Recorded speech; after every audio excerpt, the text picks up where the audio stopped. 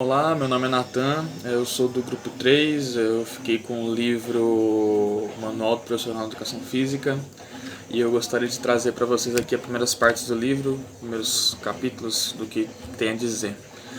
Primeiramente ele traz os 3 tópicos para poder entender o que vai funcionar, um profissional que vai fazer os testes físicos e tudo mais, que é o testar, o medir e o avaliar.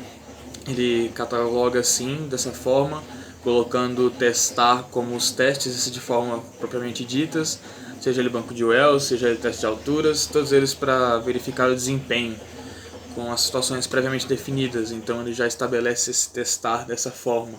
Depois ele coloca o medir, que é a retirada das informações mesmo, no caso, tanto da altura, como você adquire ali no medir com a fita e tudo mais, de flexibilidade, resistência.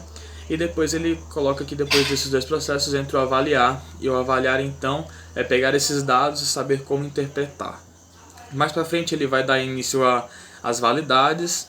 E as validades elas vão muito de encontro com o avaliar, que é o último tópico que ele citou.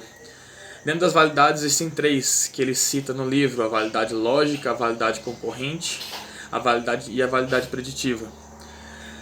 Dentro da validade lógica entra o fato do interpretar sem precisar de muitas informações. Por exemplo, se você faz o teste ali de altura, você mede a altura do paciente, da pessoa que está ali fazendo os testes, você já sabe como interpretar, não precisa colocar mais em nada. Aquela pessoa tem 1,68, 1,70, você já consegue avaliar ela de uma forma lógica, por entender que aquilo já se baseia. E ele coloca que a validade lógica explica em cima disso e fala que realmente é baseado nisso, é nesse processo de você já rapidamente saber interpretar o que está passando. Mais para frente ele vai para a validade concorrente e nesse aspecto ele entra